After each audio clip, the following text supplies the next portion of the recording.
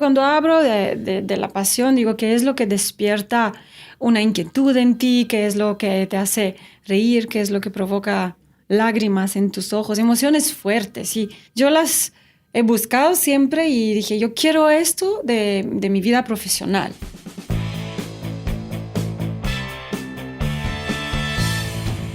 Bienvenidos a Crear o Morir, el podcast donde platicamos con personas que se han atrevido a crear su propia forma de ver el mundo.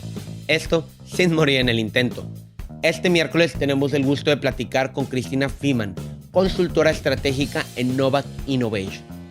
Cristina estudió Ciencias Políticas y Económicas en la Universidad de Zúrich y por cuestiones personales que ella nos cuenta en el episodio, se viene a vivir a Monterrey, donde se le abre la oportunidad de estudiar una maestría en negocios enfocada en innovación en el Tecnológico de Monterrey, lo cual era algo completamente distinto a lo que ella venía haciendo. Explorando nuevos territorios, midiendo qué tanto le apasionaba y en función de esto, decide quedarse en el área de innovación y estrategia de negocio. En nuestra plática, Cristina nos cuenta la importancia de analizar tendencias en el mercado para lograr establecer estrategias a futuro e innovar los negocios de acuerdo a las mediciones que hace con su cartera de clientes. Actualmente, Cristina Freeman es Head of Strategy en Novak Innovation, imparte clases en School of Change y da la conferencia llamada El Estudio del Futuro, entre otras clases de estrategia de mercado, ayudando a las empresas a competir en los mercados de mañana. Por cierto, antes de comenzar queremos avisarles que quedan pocos capítulos para terminar la primera temporada. Tomaremos un pequeño descanso en diciembre, pero en enero retomaremos la temporada 2. Ahora sí, comenzamos.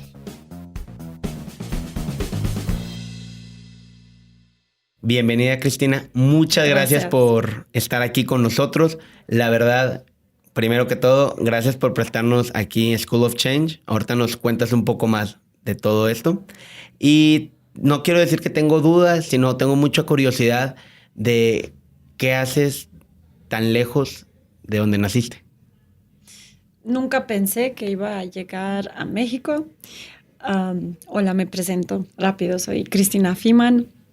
Nací en Rumania y viví en Rumania por 19 años. Y luego me fui a estudiar a Suiza, estuve ahí por unos 10 años y la vida me trajo a México, el amor me trajo a México. Mientras estaba estudiando me fui de intercambio a España y conocí a un mexicano y me enamoré y así a México, así pasa la vida. Nunca pensé que iba a llegar tan lejos, pero la idea de México cuando empezó a ser parte de lo que podría ser mi vida, me gustó mucho, me emocionó mucho, incluso antes de conocer el país y su gente. Creo que en general es una idea que emociona.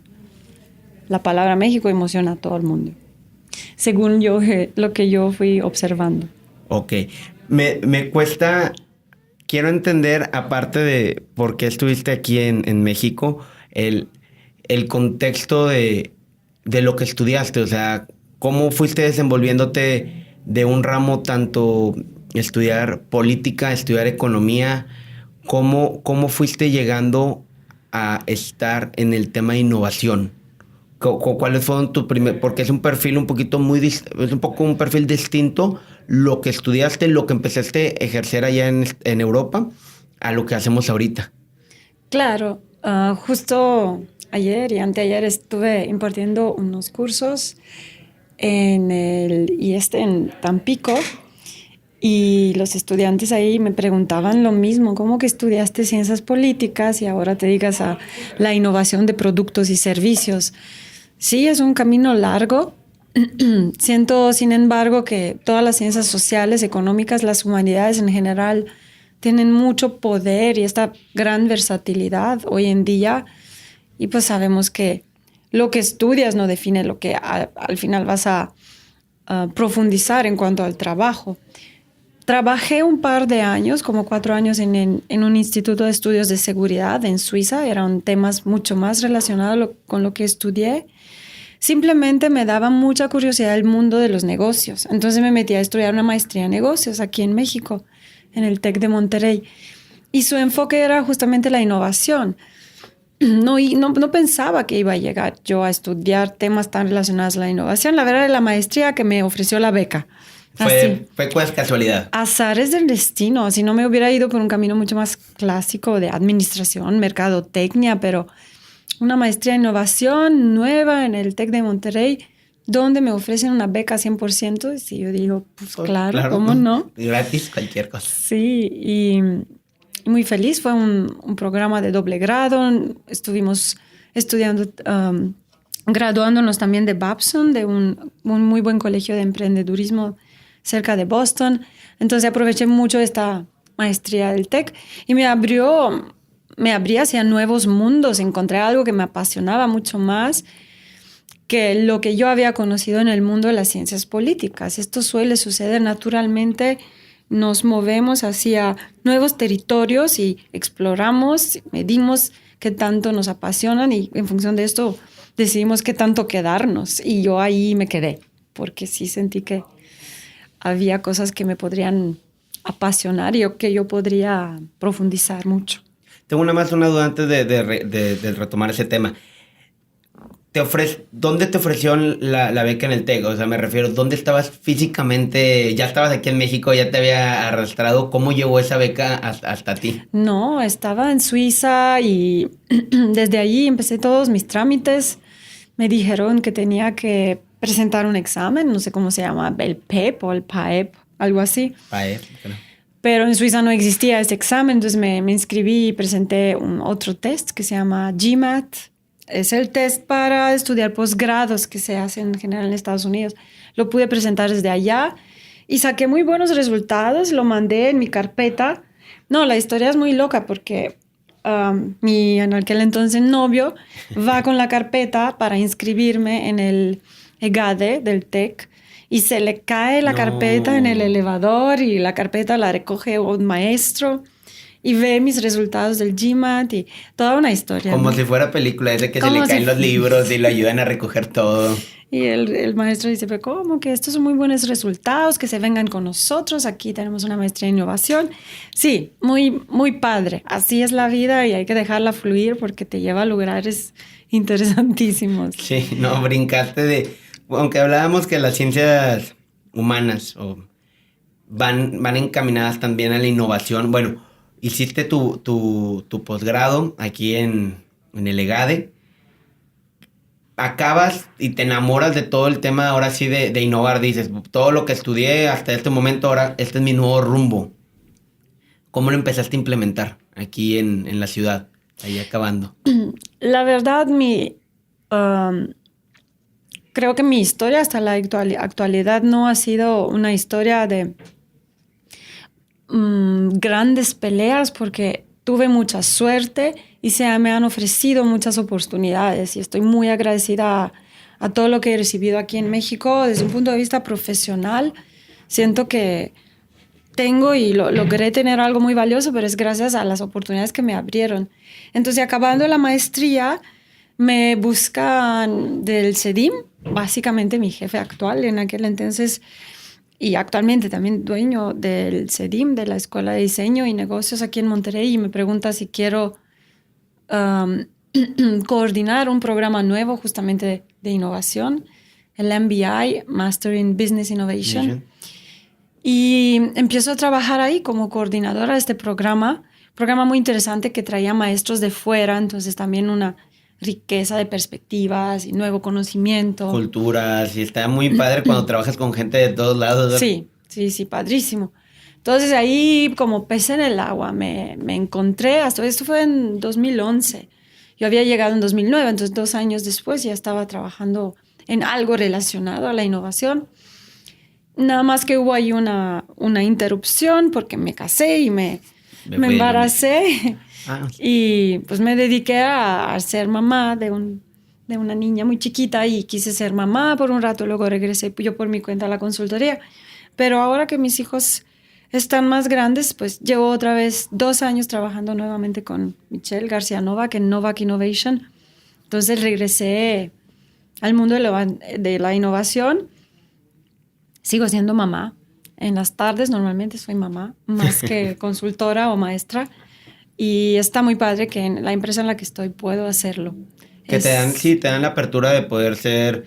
Tuvimos un capítulo hablando de eso con una Ana Lucía Cepeda, que hablamos del tema que es Bolsa Rosa. Sí, la conozco porque justo estudió la maestría en innovación en CEDIM. Trabajó en el CEDIM y luego sí. Estudió contigo. Yo coordinaba la maestría, ella era estudiante, sí. Entonces sí, digo, por ese lado lo quería poner en la perspectiva de poder trabajar. De la mujer. Entonces está increíble también por ese lado. Qué bien que se te abrió esa oportunidad. ¿Qué es lo que más te apasiona dentro de la innovación? ¿Qué fue lo que tal vez tú aprendiste en tus años de estudio y que ahorita sigues impactando tanto porque sigues siendo también como consultora, también das clases aquí en School of Change? O sea, ¿qué área es la que tú aplicas dentro de la innovación aquí? A mí creo que siempre me ha apasionado. Cuando hablo de la pasión, digo, ¿qué es lo que despierta una inquietud en ti? ¿Qué es lo que te hace reír? ¿Qué es lo que provoca lágrimas en tus ojos? Emociones fuertes. Y yo las he buscado siempre y dije, yo quiero esto de mi vida profesional. Yo no quiero estar sentada atrás de una computadora ejecutando una códigos cosa. O un Excel. Sí, no lo podría. ¿Siempre has pensado eso? Sí, lo sentía, quizás también por el ejemplo profesional que lo vi en mi familia, pero sentí lo que sea que yo haga en la vida, quiero que sea algo que despierte emociones fuertes en mí. Claro que no quería decir que me voy a subir a un escenario como artista, no iba a ningún extremo, pero empezando a estudiar ciencias políticas, me di cuenta que quizás no era un lugar donde yo encontraba estas emociones fuertes que yo buscaba. Las encontraba de repente. Me gustaba mucho aprender de las culturas, de las personas. Entendía cómo se definían los diferentes, por ejemplo, un grupo minoritario, cómo se define y cómo se distingue de otro grupo. Entendí la esencia de lo que es un conflicto entre minorías, entre países. Estos temas sí me emocionaban, sí provocaban lágrimas en mí. El tema de los derechos humanos. Pero el mundo de la ciencia política también tenía muchos aspectos que no me apasionaban. El mundo de la innovación para mí es un mundo muy cercano a los problemas del ser humano como ente individual, pero también como ente parte de un grupo. Y me apasiona el conocimiento de este territorio. Es algo que genera en mí justamente estas emociones fuertes, porque es un territorio con tantas desconocidas todavía, tanto que explorar en este territorio del ser humano, lo que lo define, todos sus comportamientos, sus formas de pensar y cómo estas cosas se transforman en el transcurso del tiempo y determinan, pues, en el área comercial cómo nos relacionamos con los productos y servicios que nos rodean. Entonces, es un estudio multidisciplinario del ser humano en el que me encuentro ahora y no lo hago sola, lo hago en equipo con otras personas que vienen de mundos diferentes como ingeniería, antropología, el mundo del diseño, mi perspectiva más de ciencias sociales, y todos nos dedicamos al estudio del ser humano y sus comportamientos para entender la relación que tiene el ser humano con el mundo que lo rodea. Wow, está increíble cómo gente tan multidisciplinaria se junta y pueden, de cada quien de su perspectiva, porque tienes que compartir también con gente que ve tema de innovación, pero desde otro rubro. Entonces, y en el caso en concreto, tú, en tu rubro, para que los que nos escuchan, aquí, ¿qué clase impartes? Y en Novac, también, ¿qué área tú desempeñas? Pues tengo esta doble identidad, como tú mencionas. Por un lado, imparto clases en nuestra escuela. Es una escuela que nace aquí bajo este doble techo donde estamos dos grandes empresas. Brands and People es una agencia que se dedica a la creación estratégica de marcas. Novac Innovation es una consultora de innovación. Y aquí nace una escuela hace un año, se llama School of Change, donde impartimos clases para cursos para emprendedores, para empresarios. Aquí doy una clase que es como mi territorio. Ahí es donde me muevo. Uso mucho la palabra territorio. Creo que la voy a tener que cambiar por otra. ¿Por qué usas territorio? Siento que es como algo muy psicológico por el territorio donde una persona se desenvuelve. Siento que me da mucha libertad. Pienso así en un campo muy amplio en el que puedo correr y seguir corriendo de forma infinita. Pero sí, la tengo que cambiar la palabra. Aquí doy un curso de futuro. Se llama Futures Thinking for Strategy en inglés, pero es un curso de análisis prospectivo. Estudiamos señales de cambio, definimos vectores de cambio, cuáles son las fuerzas que hacen que el mundo cambie. Este es como el curso principal que imparto, pero pues son 4 cursos que impartimos actualmente y según necesidades también he impartido los otros, pero digamos que mi tema es el futuro. Otro curso sería un curso sobre la experiencia de un usuario, del cliente, basado en una metodología nueva que se llama Jobs to be Done. Y tenemos un curso de implementación, validación rápida de ideas y un curso sobre el arte de la persuasión. Entonces, estos son los cursos que nuestra escuela imparte. Y como consultora, mi tema, para no decir territorio otra vez, mi tema es el consumidor. Me gusta mucho el acercamiento cualitativo al consumidor, correr por todos estos estudios etnográficos del consumidor, hacerle preguntas en su mundo, en su contexto, entender su vida, entender qué le preocupa, qué le duele, qué lo motiva, qué lo hace feliz. Y en la vida de cada uno, esto es algo bien diferente. Entonces, ir tan profundo que en cada una de las personas, en nuestros estudios, en un estudio o en un trabajo de un mes, digamos que entrevistamos a 16 personas. Pueden no ser muchas, pero cada persona es un universo y cada persona te va a enseñar algo nuevo.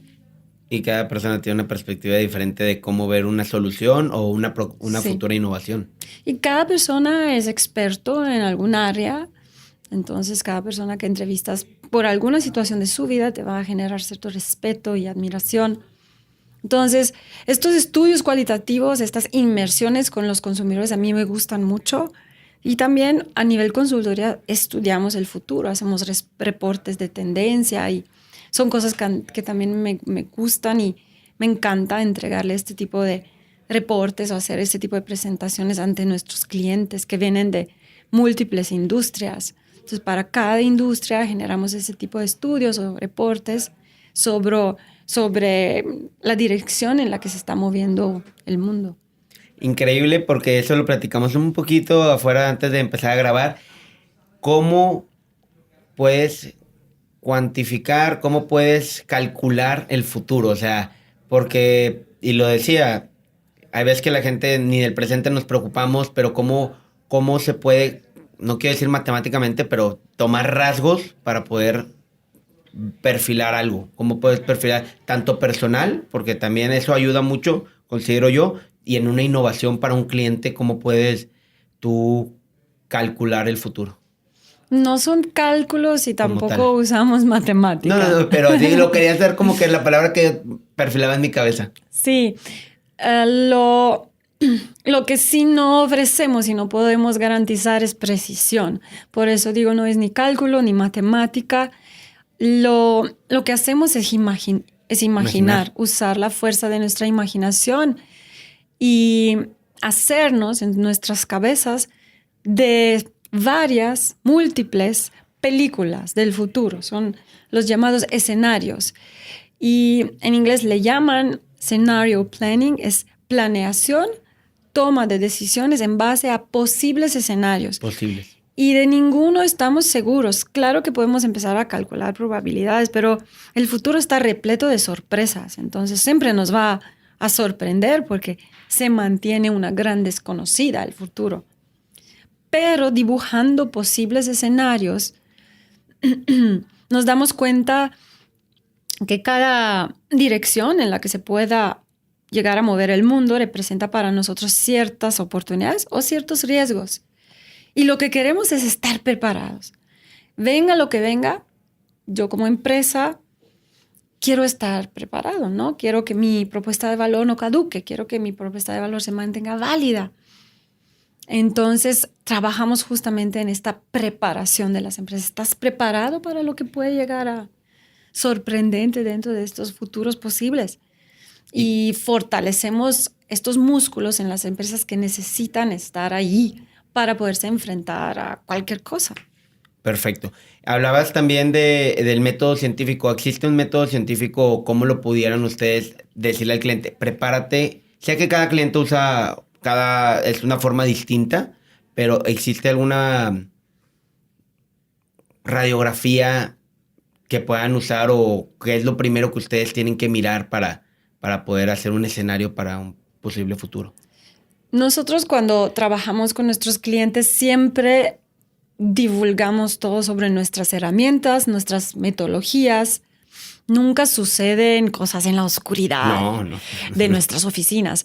Entonces, trabajar con nuestros clientes es también como dar clases, porque les enseñamos, mira, para este estudio hemos empleado esta metodología, esta teoría, hemos leído estos libros, compartimos nuestros conocimientos y justamente para el análisis prospectivo, el estudio de los futuros, existen métodos. El punto inicial, el paso de arranque, digamos, es la información de lo que está sucediendo actualmente en el mundo. Es lo que está en las noticias. Y lo que está en las noticias no solamente en las noticias de índole político, sino que también lo que está en las noticias en cuanto al contenido social, cultural, tecnológico, económico, medioambiental y, claro, político, porque la política y las empresas siguen moviendo el mundo, ¿no?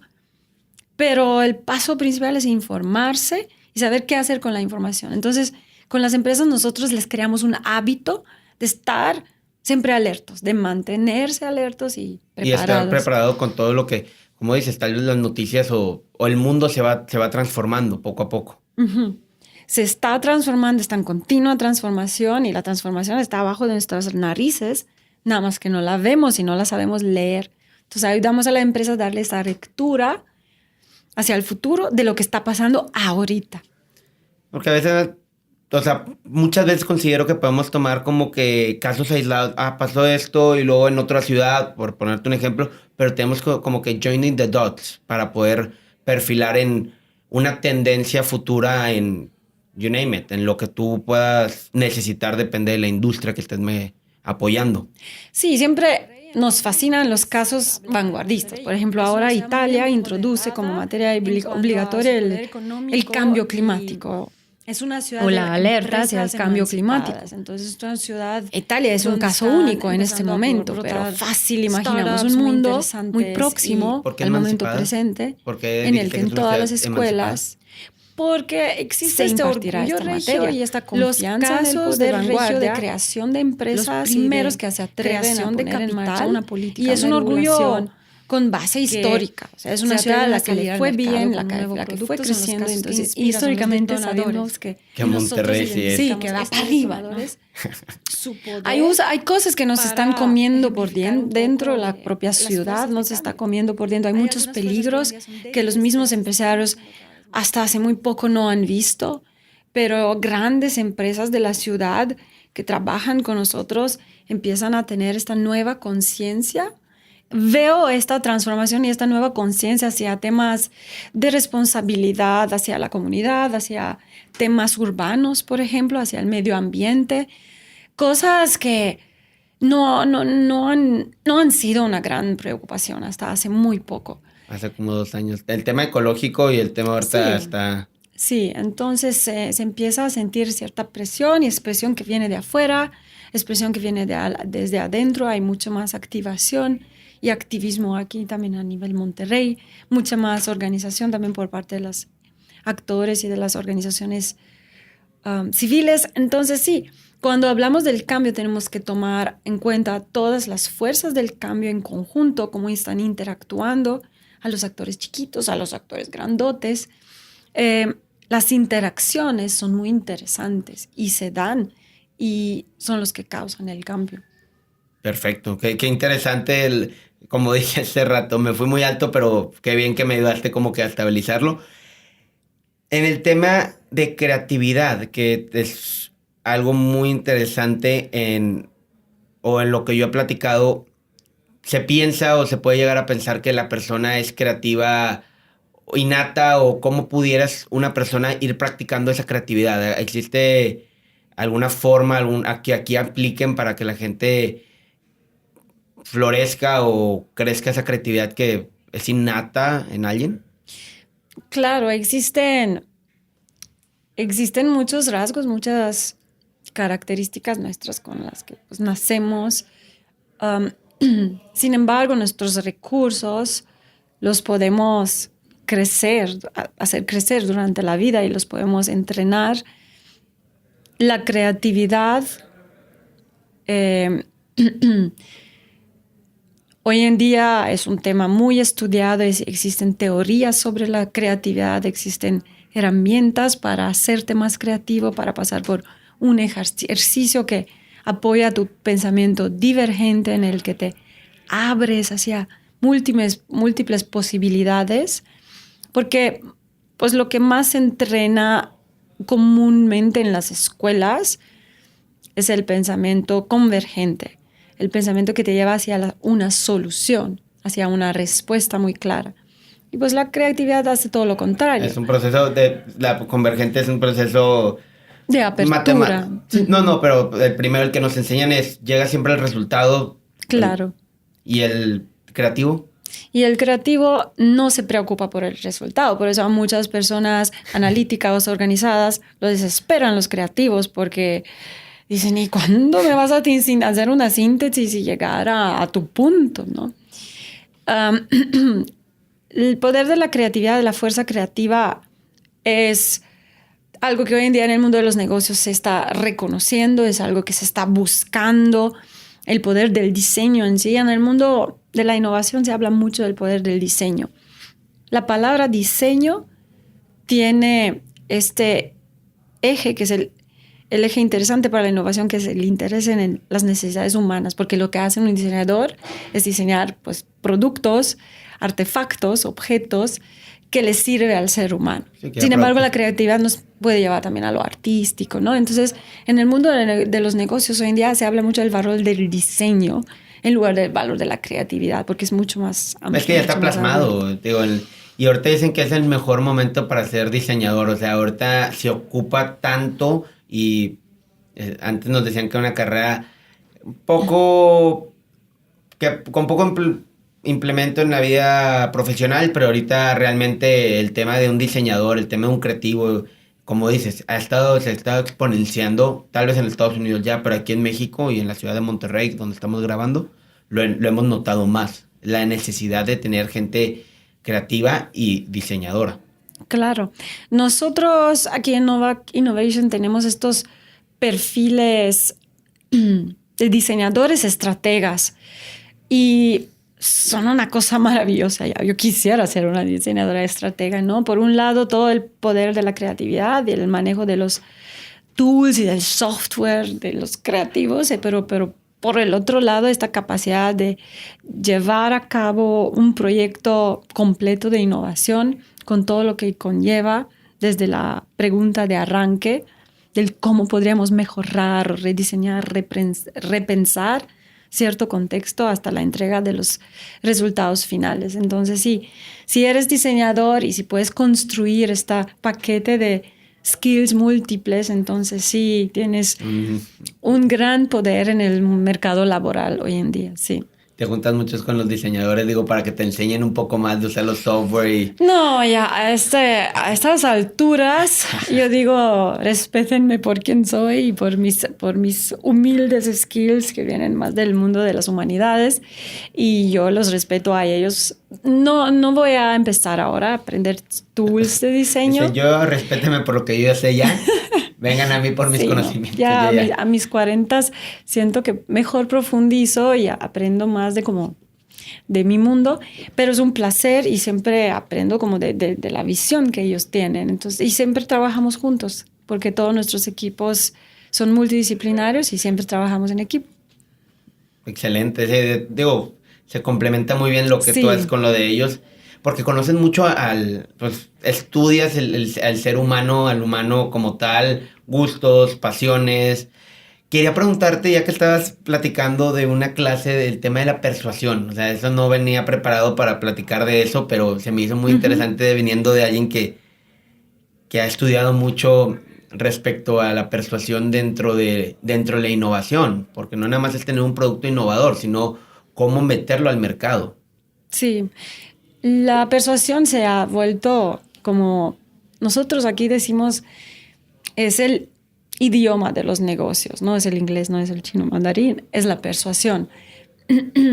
Se ha vuelto muy importante en el mundo de la innovación porque el innovar quiere decir, hoy implícitamente tienes que convencer a alguien más sobre tus ideas y tus ideas son nuevas y tienes que crear credibilidad, tienes que subir a tu barco a potenciales inversionistas de los que los tienes que convencer que tu idea vale la pena. Entonces, este constante vender de tu propia persona, de tus propias ideas, es dependiente del dominar el arte de la persuasión.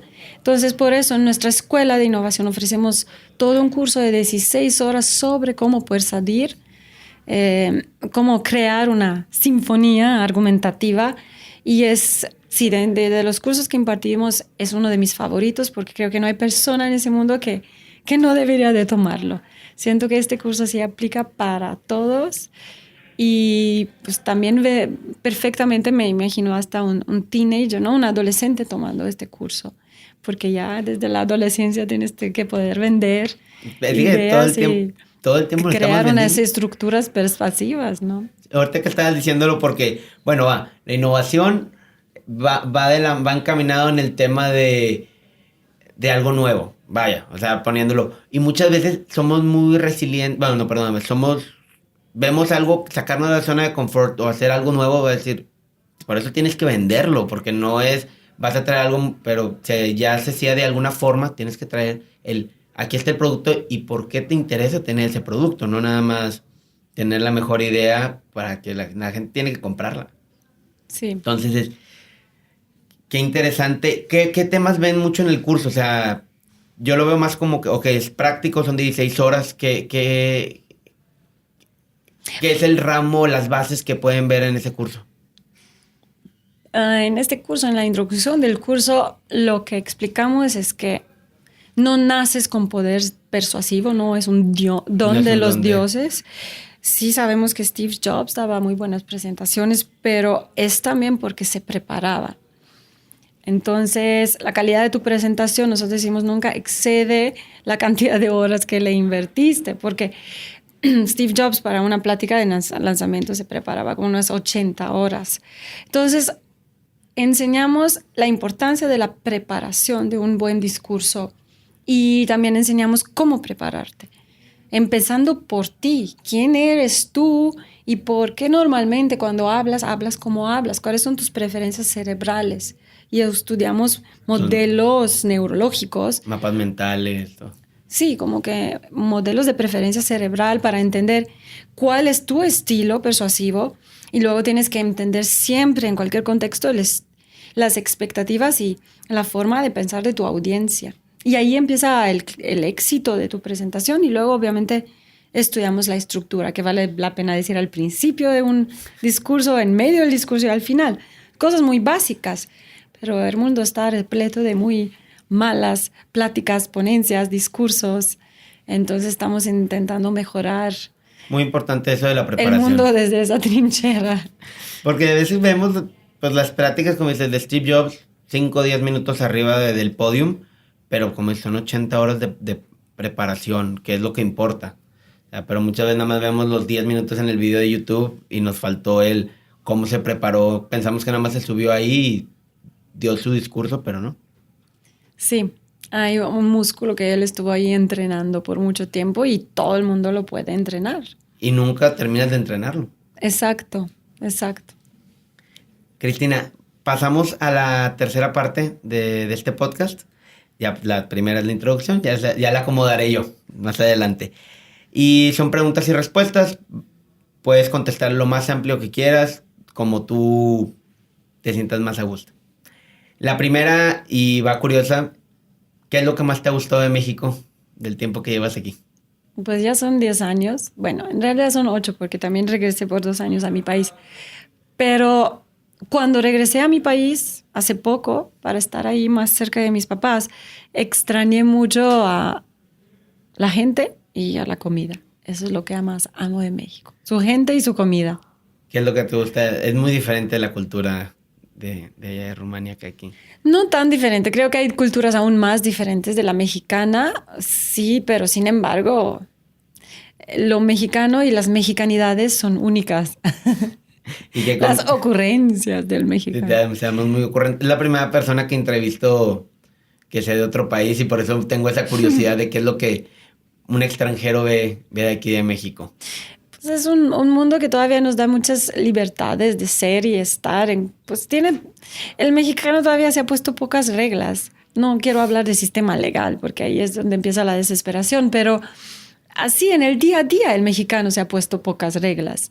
Entonces yo viviendo en Suiza sé que me quería ver con un amigo para cenar y tenía que planearlo con 2 meses de antelación, si no, no funcionaba. Sí, la gente aquí todavía no vive en unos corsets tan rígidos. Aquí nada más te dicen 15 minutos llega y aquí. Sí, aquí estoy. ¿Y la comida qué fue lo que más extrañaste de aquí? Todo. No, la verdad, en cuanto a la comida, soy más de aquí que de allá. Sí, y es la combinación de ingredientes, sabores, la diversidad y también el acceso a todo lo fresco y maravilloso, pues todo el tiempo, todas las épocas del año. Muy bien. ¿Cuál es la cualidad más sobresaliente que crees que tengas?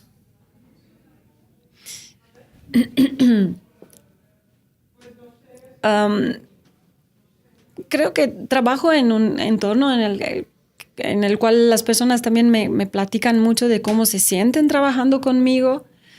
Entonces me confío en que este feedback es un feedback positivo y creo que la respuesta debe ser un poco más, no tanto de lo que yo creo en cuanto a mis calidades, sino a lo que ven o perciben los demás. Y creo que soy una persona que se adapta a las diferentes personalidades con las que podría yo llegar a trabajar y soy muy empática. Soy empática y si, por ejemplo, una persona que es parte de mi equipo en la mañana llega y está triste, no empiezo a trabajar antes de preguntarle cómo está y si se siente muy mal le digo vete a tu casa, no pasa nada. Como que el entendimiento de los problemas humanos en general, de lo que normalmente nos sacamos a la luz de nosotros mismos, creo que ahí a esto le presto mucha atención y siento que es una cualidad. Sí. ¿Y qué es lo que más valoras de una persona? Valoro la sinceridad y valoro la autenticidad, que tiene mucho que ver con la sinceridad. Valoro personas que han sabido crear valores en su vida, que saben cuál es la estrella que los guía y que respetan este camino, que no se desvían por culpa de, quién sabe, intereses oscuros. Perfecto. ¿Qué significa éxito para ti? En general asociamos la palabra éxito con el mundo laboral, Sí. con el haber logrado una gran carrera y mucho dinero. Creo que tiene que ver con esto. El éxito para mí significa el estar haciendo lo que me apasiona y el seguir aprendiendo. Y sí, creo que es eso. Y también poder combinar la vida laboral con todo lo que es pues el amor, la pareja, la familia y las amistades, las cosas personales, el cuidado personal del... Tener un balance y seguir balance. creciendo. Sí, exacto. ¿Tienes alguna filosofía o lema que uses o no que te guíe tampoco, pero como que tengas tú, que te levante? O... Por muchos años creo que no he tenido y creo que estoy trabajando en ella, pero lo que creo cada día me digo es que primero yo y mi bienestar y después todo lo demás, porque sé que soy mi recurso más importante y sin mí no funcionan las cosas. Y más valioso. Sí. Qué padre, no me habían dicho ese. ¿Tienes un libro favorito? que nos recomiendes y por qué? Ay, yo soy una gran lectora, pero de novelas. Me gusta mucho la beletrística. Libros favoritos. Fíjate que este año leí un libro que me cambió. Creo que son los libros por año. Pero hoy, este año leí a José Saramago, ¿Cuál? El Evangelio según Jesucristo. Yo leí el ensayo de la ceguera. Entonces, sí. Me cambió completamente la perspectiva sobre lo que somos como humanidad y en cómo nos relacionamos con las religiones. Ahora está muy de moda Yuval Noah Harari, el historiador israelí que hace mucha divulgación de la historia de la humanidad. Bueno, a mí me sacudió mucho más Saramago que Yuval Noah Harari, por decir. Siento que es un libro genial y que todo ser humano lo debería de dar chance. Extremadamente inteligente y revelador sobre qué somos y cuáles deberían de ser nuestras creencias. Creo que deberíamos de creer en el misterio, porque realmente nadie sabe qué hay más allá de nosotros. Entonces sí, si me preguntas si soy creyente, sí, pero no en una religión, sino que más bien en ese gran misterio de lo que podría llegar a ser Dios. Wow. ¿Tenías otro o era...? Ya me diste los dos. Es que me dijiste que eran 2 por año, entonces dije, queda uno pendiente. No le quiero hacer injusticia a todos los demás libros. Este fue mi libro preferido de este año. Sí, pero el mundo está repleto. Acabo de leer la primera toma de Marcel Proust, de Búsqueda del tiempo perdido, y pues cada uno es un mundo. No podría decir que uno es mejor que el otro, pero creo que Saramago me movió demasiado. Más allá de gustarme, me movió, me cambió completamente la forma en la que estoy haciendo lectura de lo que sucede en el mundo. Voy a leerlo. ¿Cuántos libros lees al año? Estoy en un club de lectura y si no estaría, quizás no leería, porque gracias a mi maestra del club de lectura, estoy intentando leer un libro al mes. Muy bien. Sí. Excelente. Y bueno, ya sé que eres una gran lectora, pero ¿tienes alguna película o, ya en este caso, serie favorita? ¿O no eres nada...? Pues también creo que esto va por año, o lo que recomendaría mucho para quienes están también interesados en temas de diseño, creatividad, innovación. En Netflix hay una serie muy buena que ya tiene 2 temporadas, se llama Abstract. Y en cada serie pues te presentan el perfil de un artista, un arquitecto, un diseñador. Vale la pena.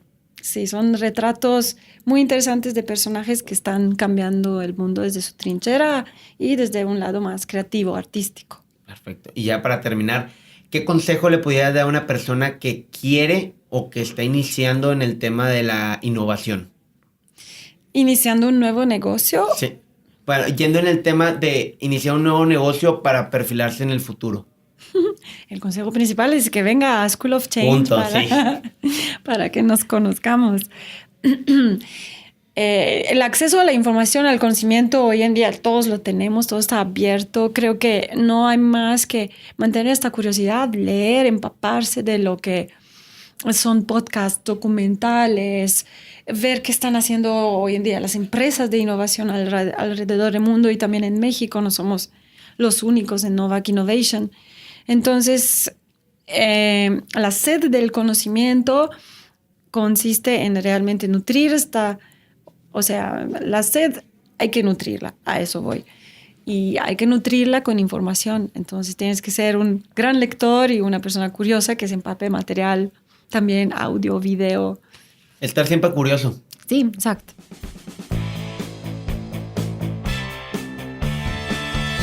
Espero que les haya gustado el episodio de esta semana. Si fue así, les estaremos dejando en la descripción del episodio las redes sociales de School of Change, por si quieren conocer más del trabajo que está haciendo Cristina o bien dar el siguiente paso hacia la innovación en tu negocio. No olvides de seguirnos en nuestra página de Instagram y Facebook, que es Crear o Morir Podcast. Nos ayudaría bastante para poder seguir subiendo contenido de forma constante y que la comunidad siga creciendo. Bueno, sería todo por hoy. Nos vemos el siguiente miércoles.